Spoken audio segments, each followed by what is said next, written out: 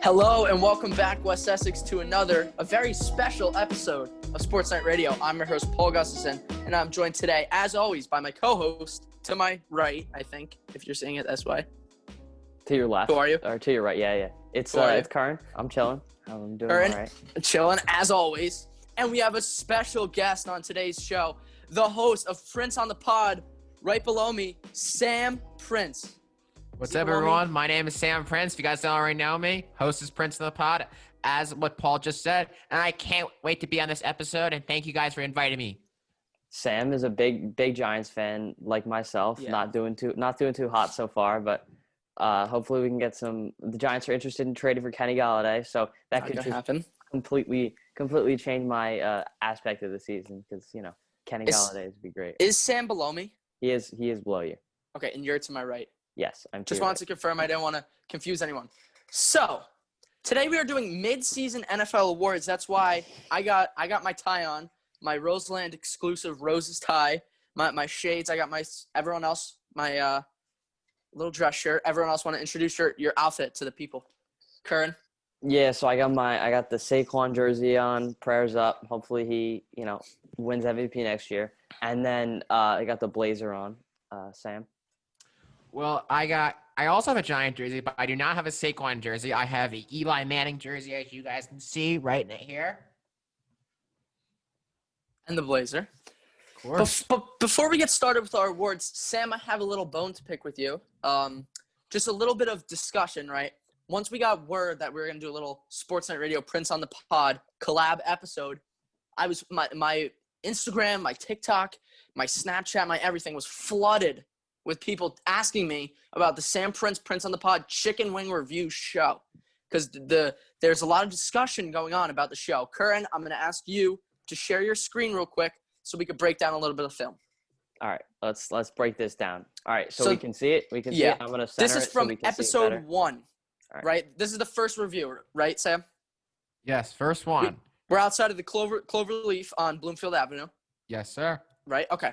So take me back to the beginning of this video, Curran. Okay, so we're going to break this down here. We are at the beginning of the video, right? Just outside, just right here. Immediate red flag that I'm seeing here, and I know Curran was seeing it too. We got a white hoodie, a very nice hoodie, a white hoodie, and a very nice Saquon Barkley jersey. We got, balanced on one hand, an opened tray of wings. That is calling for disaster, Sam. I'm expecting, watching this, you to spill the wings, potentially blue cheese or whatever's in there, all over your nice white hoodie. Well, first of all, you always got to go blue cheese over ranch for wings. That's just first. Second thing is, well, I was really hoping for just find a bench next to the Cloverleaf to sit down and do the review. But this is a rookie mistake that I did was having it in one hand and then having the other hand a wing. But somehow I didn't spill it on myself or get myself very dirty. Impressive. I still don't know how I did it. I think that was the most impressive part of the whole review. Extremely impressive. I think it's the hand, like you can notice right under here, he's curling the hand at the on the thing. I think that is a major contributing factor into why I think you're holding that with dear life so that you don't go drop the whole thing and then everything splatters on the ground or on your nice white hoodie. But Sam, you knew this was dangerous going into it, right? You knew it was a dangerous strategy in holding the wings. You know what?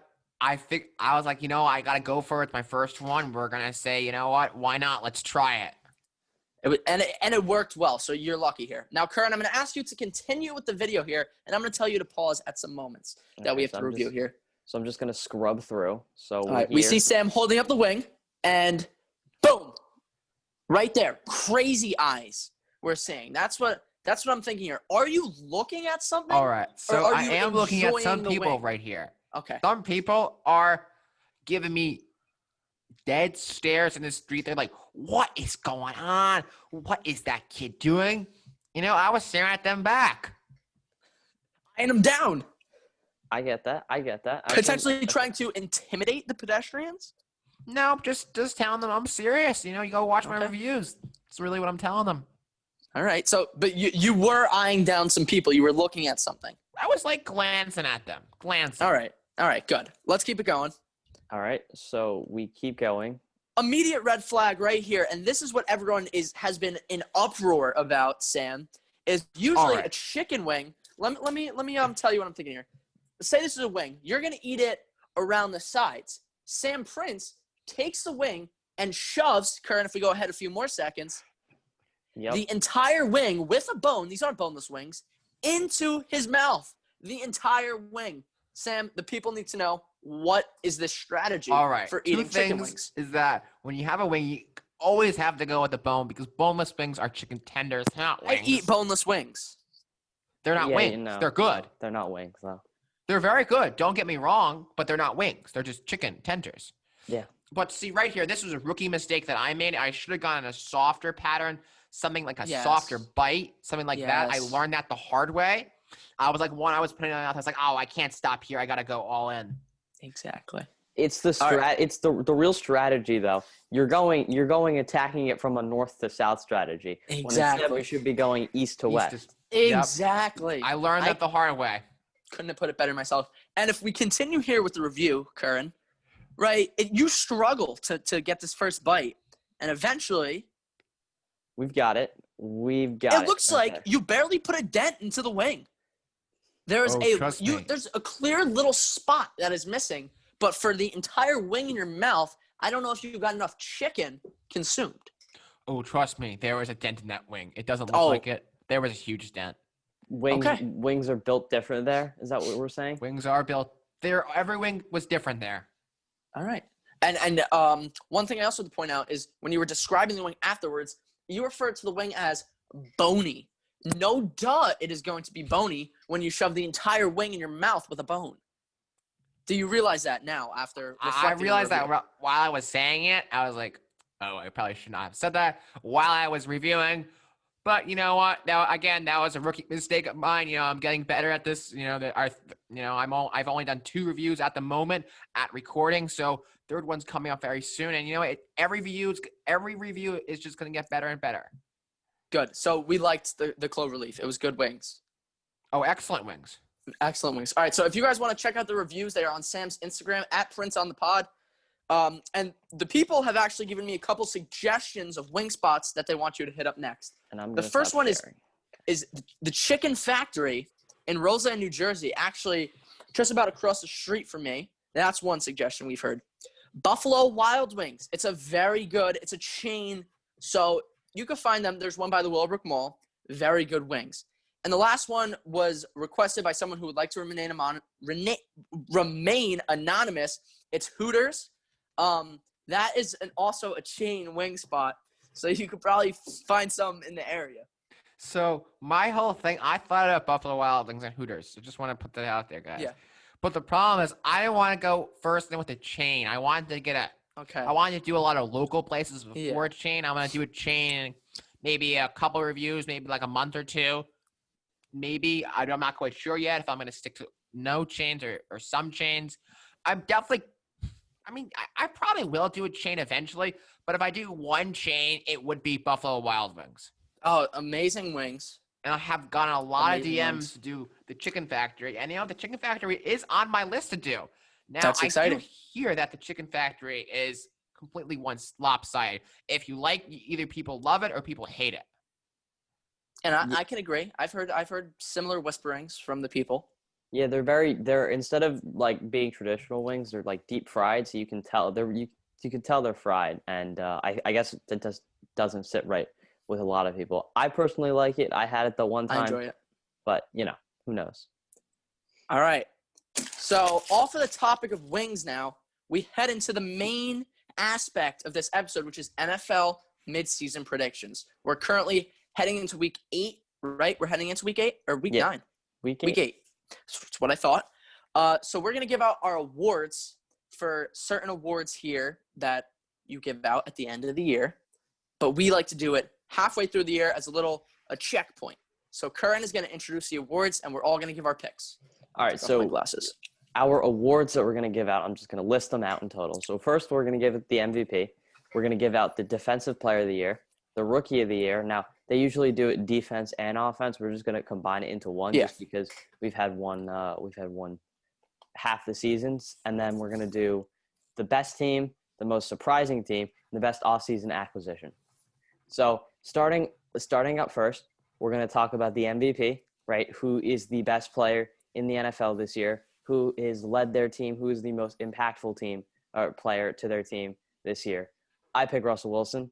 It's no surprise. I did say that Russell Wilson was going to have one of the most insane stat lines in NFL history. Still could be up. He's on pace to break the touchdown record. So that's all I'm going to say. And he's number 2 in passer rating, number 1 in passer rating, number 2 in QBR. He's insane. He's playing incredible. And, or not number 2 in QB. I think he's number 6 or something. That's just because of like the interceptions as of late. But who knows? I think he's still the best quarterback in the NFL. I think he's going to be that way for a while. And we're going to go over to Paul. Got it. No, we're going to go to Sam next. But I got to fact check you real quick, Curran. You said he was number 2 in quarterback rating. He is number 8. Yeah, he is number 8. That means there's 7 quarterbacks better than him. According to QBR. On to Sam. All right, so I do not agree with that Russell Wilson is the best quarterback in the league, but we're going to get to my MVP pick in a second. I personally think that Kyler Murray's having a great season. Aaron Rodgers is having a great season. Brady's having a surprisingly very good season. Ryan Tannehill, who was a sleeper pick for the MVP. TJ Watt, if you want to put the defensive player for the MVP, he's also having an amazing season. Myles Garrett's also having a great season. And then Dak Prescott could have really been in the MVP race if he did not get injured. But the MVP that I actually have to go with Curran's pick, Russell Wilson. I just think he is tearing up this year. He is having stats like no one is having. That's just why I have to pick Wilson. See, I fully expected both of you to pick Russell Wilson, so that's why I didn't pick Russell Wilson. I'm gonna talk about 3 guys here who I like as an MVP pick, and then I'm gonna give you my one winner. The first guy I want to mention is Kyler Murray of the Arizona Cardinals. He has the Cardinals sitting at 5-2, 13 touchdown passes, which is tied for 9th in the league, 1,840 passing yards. So that's 11th in the league. Not the best on passing stats, very good, but where he wins it over is the rushing. 4 rushing touchdowns, 440 yards, very good for a quarterback. My next guy, Sam had mentioned him, Dak Prescott. Sam said if he didn't get injured, he would be MVP. And I think because he got injured, he'll be MVP. Hear me out. If we're talking most valuable player, with Dak Prescott in the lineup, the Cowboys offense averages 33 points a game. Without Dak Prescott, they average 7 points a game. Do you see that major impact that Prescott has on that offense? And he was putting up historic numbers. That's my number 2 guy. See that major You see where I'm impact, coming from? But is that your MVP, though? That's not my pick. I'm saying these are my top 3 guys. Okay. My number 1 player right here also happens to be the defending Super Bowl champion, Patrick Mahomes. People are going to be like, he's not having his best year, right? Well, let's look at the stats. 16 touchdowns. That's 4th in the league. 1,900 yards. That's 7th in the league. 2nd in quarterback rating, 84.9. And he's got only 1 interception, really cutting down on the turnovers. And the Chiefs are at 6-1. So I'm going with Patrick Mahomes as my MVP. But also, shout out to Dak Prescott. Shout out to Kyler Murray. I will say something about Dak Prescott. When you said that he was the most valuable player to their team, I don't think that's necessarily true when you see the Seattle Seahawks give up 30 points a game. I know the Cowboys have a historically awful defense also, but much worse than Seattle's defense. I put it that way. In terms of points, but in terms of yards, it's not up there historically. The Seahawks defense still gives up hundreds of yards. If Russell Wilson puts up 34 points on a team, they normally should win. I'd say 75% chance they win. But against the Cardinals, nope, they lost. So I think that the fact that if you can count on your defense to give up 20 points, not even 20 points, if you can count on your defense to give up 30 points a game, then and you still win, you're still 5-1. It's pretty great. It's pretty great.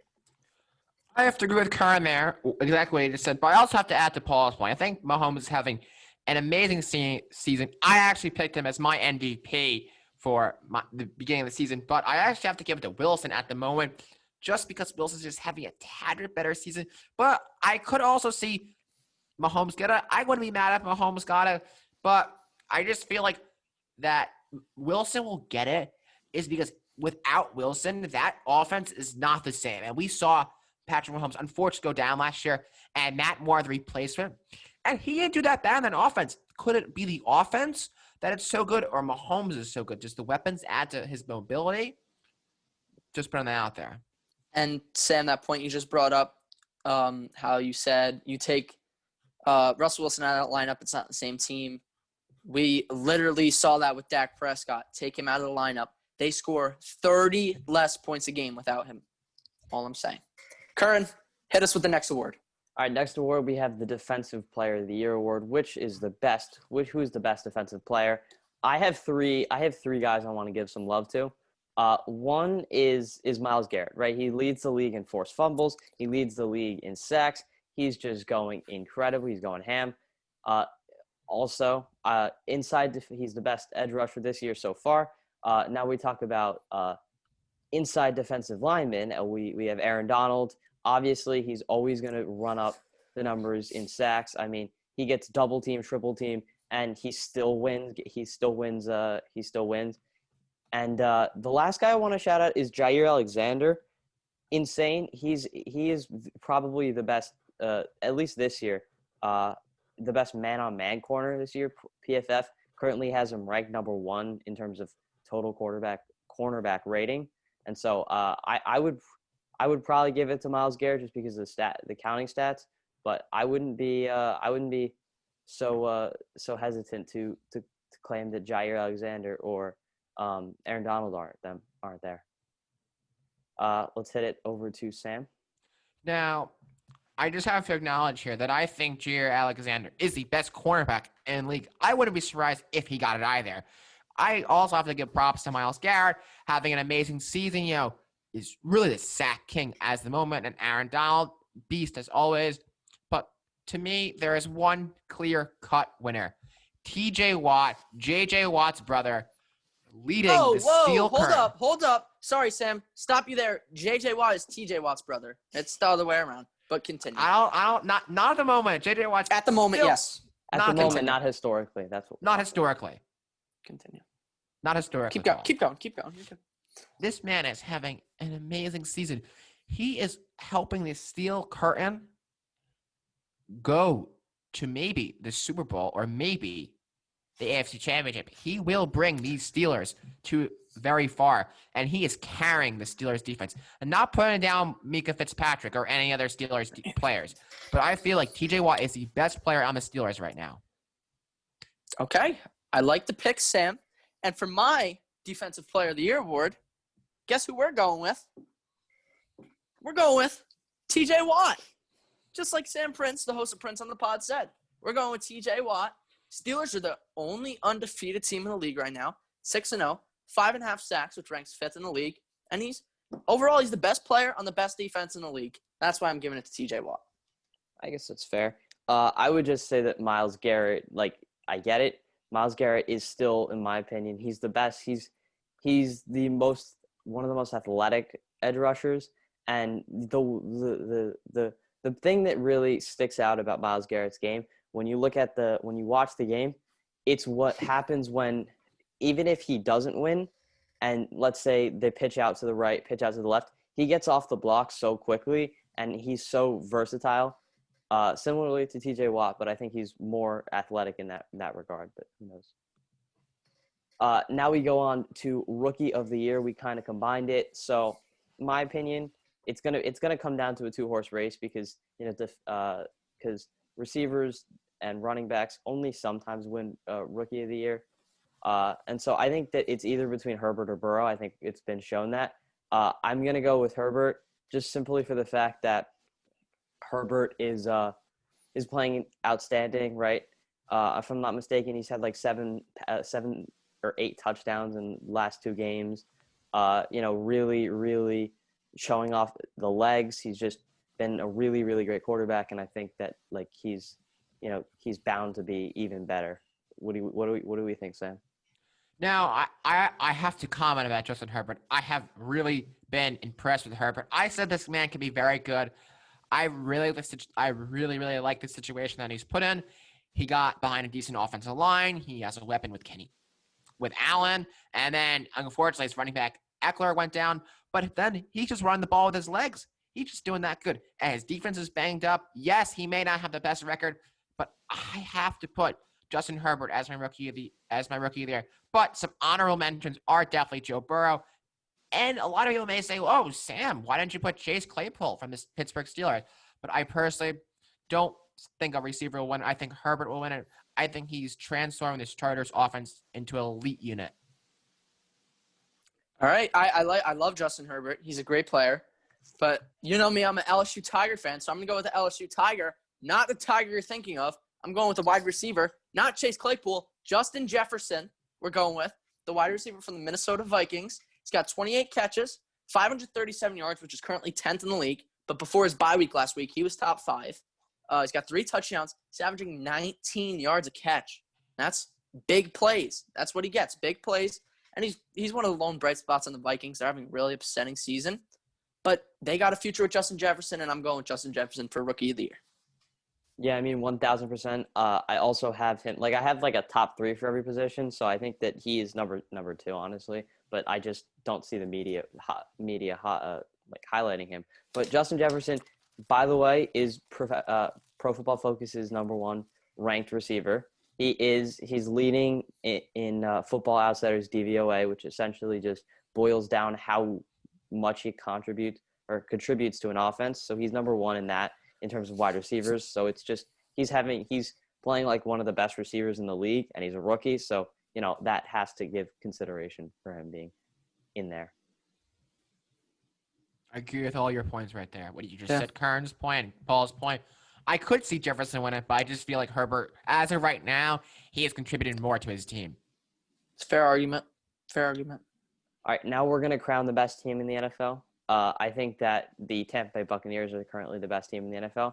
Just signed Antonio Brown. Just with Antonio Brown, have the best receiving core in the NFL. They have Tom Brady, who's outstanding. Everybody knows that. He's playing really well. They have their defense. Now, this is what people have been like a little iffy about. Secondary is actually outstanding, right? Jamel Dean and Carlton Davis. Carlton Davis is tied for first in terms of pass breakups in the NFL as the number 1 corner. Jamel Dean, the number 2 corner, is actually graded the number 2 corner in the NFL according to Pro Football Focus. Front seven's outstanding with Vita Vea, Shaq Barrett, and then even the linebacking core with Devin White and Levante David. It's just outstanding. So I think combined with that, Todd Bowles is their defensive coordinator. It's just outstanding. I think that they're the best team in the NFL. Now, Kern, you just said it's the Buccaneers. I absolutely do not agree with you in this. Yes, the Buccaneers could very much win the Super Bowl, but who really knows if Antonio Brown is going to really stand that team? That's my biggest question, because there's a lot of targets going around to Gronk, Godwin, Evans. Think he's really going to be okay with him not getting every single touchdown or every single target? That's really the million-dollar question I have. But a team that I truly think is the best team in the NFL is the defending Super Bowl champions, the Kansas City Chiefs. But also, you could also put the Pittsburgh Steelers there. They are currently undefeated. But I feel like the Chiefs, Mahomes is just that good. He can really get this team to another Super Bowl. Yes, they did lose to the now Las Vegas Raiders. But I think overall, the Chiefs are still the best team in the NFL on both sides. All right. Sam gave them a little nod. I actually picked the Buccaneers to go to the Super Bowl before the season, and I picked them to lose to the Steelers in the Super Bowl before the season. And we're talking about the best team, right? Not the team that's – what are the Buccaneers, 5-2? What are the Chiefs, 6-1? 6-1. We're not talking about the teams that have losses. We're talking about the only team that has not lost a game this season. If we're talking about the best team. The best team is the Pittsburgh Steelers. They have the best defense in the league. Big Ben Roethlisberger's back, and he's playing good. People look at the stats, say 3 picks last week. 1 or 2 of them were like, didn't really matter that much. Very important pick at the end. That's besides the fact. Ben is playing well. The weapons are looking solid. Claypool's having a good year as a rookie. Juju contributes. He's not as good as we would like him to be. But the Steelers are looking very sharp on both sides of the ball. Well, I don't want to add to this. Steelers, they are a great team this year. But when they play the Chiefs in the playoffs, who will win? Because Mahomes, the Steelers. Mahomes playoffs is different than Mahomes regular season. I'm just you telling you that right now. Didn't he lose 2 years ago? Who did he lose to in the playoffs? Patriots because of the offside penalty from Dee Ford. Of that penalty, right. Keyword. That's right. Quote unquote penalty. So we lost to Tom Brady. He will lose to Ben Roethlisberger. I personally don't think that these. I think AFC Championship is Steelers versus Chiefs. I think the Chiefs come away with that. But I just want to add to your point, Paul. The Steelers have so many weapons that they don't really need Juju Smith-Schuster anymore. Exactly. They have so many weapons. Huh? Exactly. So I think they trade him for maybe another running back. Whoa! Just putting that out there. No. He is going to be a free agent at the end of the season. Yeah. So he could leave. But also want to say if this podcast does not come out before Sunday, big game with the Baltimore Ravens on Sunday. They could lose. I think they're going to win, but that'll have an impact on if they're undefeated. I think they will too. Just want to say, not trading. Don't trade. Don't trade Juju. Yeah, I don't see it. You want to have 3 really, really solid receivers. Because the thing is, most teams don't only have 1 or 2 good corners. So if you can get it, so they're playing man to man on you, and you have 3 really good receivers, and they have to drop 1 safety in, then it creates so much space over the top. And I think that if the Steelers trade Juju, you're going to lose someone who can just take up matchups from a number 1 corner, and I think then the passing offense will be less productive. They do have Ebron still, and James Washington. They're going to do it. Johnson they and have, Claypool. as Paul just said, they have Ebron, Claypool, Deontay Johnson, and Juju Smith-Schuster at the moment. James Washington, Vance McDonald, James Conner. So I feel like they have so many weapons. I think they could maybe trade someone on the offense to get stronger on the defense. I mean, they're the best defense in the league. Defense. They need to get stronger on offense. Offense. But that's a whole nother conversation. All right. Yeah. Okay. So now we're talking about the most surprising team in the NFL. So I'm just gonna go out and admit it. I just thought this is my surprising team in the NFL. It's the Titans. I knew that they were gonna win their division, but think about it like this. I didn't really actually kind of think that I thought Ryan Tannehill, he's great, but the numbers I thought would be a lot lower. The numbers are great this year, right? He's a legitimate MVP candidate, and the Titans have looked so solid on both sides of the ball. Mike Vrabel showing he's one of the best coaches in the NFL, especially at his age, right? He's just such a smart coach, and I think that all those factors combined, the defense is still very, very solid. I think that they still might have won their division before the year, but I think they're contending for a first-round bye, and I think that is surprising to me. Sam? Now, to me, there is one team that is the most surprising. It's Carolina Panthers. Yes, at the moment, they are 3-4. I personally thought they were going to get maximum 5 wins on the season. Maximum. And they're already at 3. Teddy Bridgewater could lead this team to a wild card, but they're a borderline wild card team. I really like this team, but do I think they're going to go far in the playoffs? Absolutely not. But to me, they're just very surprising. I think they're going to be just terrible this year. And with then losing Christian McCaffrey, the second game in the season, going 0-2, and being 3-4 right now, got to give props to the Panthers right now. Our guest on the show today, Sam Prince, your host of Prince on the Pod, is stealing all of my picks. Surprise team, Carolina Panthers. They currently have a losing record. They're 3-4, but they lost to Vegas, Tampa, the Saints, the Bears. 4 pretty good teams. They've gotten their best players, Christian McCaffrey. They've gotten stronger since he got injured. Mike Davis has looked good. The addition of Robbie Anderson has been huge for that team. He's been one of the best receivers in the league, and DJ Moore still looks sharp. And Christian McCaffrey's coming back soon. And I could definitely see them just sliding right into the bottom seed of the playoffs. Yeah, I don't know. I don't think that they're all. I mean, I don't think that I would have expected them to be, because they're at the 11 seed right now in the playoffs. If we seed everybody by matchups, they would technically be the 11 seed in the NFC, which is really just I don't really think that's the best. I know it's great that they're doing well without McCaffrey, but think about it like this. All I want to say is when, speaking as a Giants fan, when Saquon wasn't in before he got injured, right? It was much more. They played much more better just because they didn't utilize him correctly. So maybe they're just utilizing the new running backs and the new scheme better now. Maybe Matt Rule is just using without Christian McCaffrey better. I feel like Matt Rule is just such a good coach for them, and they'll be able to utilize Christian McCaffrey so well when he gets back. They're also going to utilize Mike Davis on some plays too, because they're not going to go in full force in the CMC. They're going to rest him for a couple drives or two. They're going to go with Mike Davis.